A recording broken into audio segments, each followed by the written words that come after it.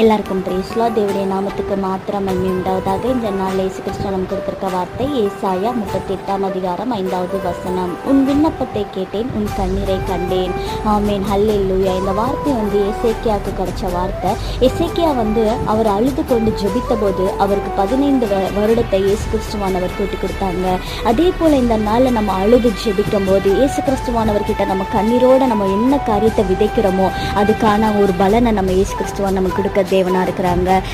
ஹல்லேலூயா. இந்த நாள் வரைக்கும் நம்ம உட்கார்ந்தோம், ஜெபிச்சோம், வந்தோன்னு இல்லாதபடி இந்த நாளில் பாரத்தோட ஒரு காரியத்துக்காக நீங்கள் ஜெபிக்கும் போது, கண்ணீரோடு நீங்கள் ஜெபிக்கும் போது நிச்சயமாக அதுக்கு பதில் உண்டு. ஆமேன். கண்ணீரோட விதைக்கிறவன் கெம்பீரத்தோட அறுப்பான்னு சொல்லிடுவாக்கு இருக்கு.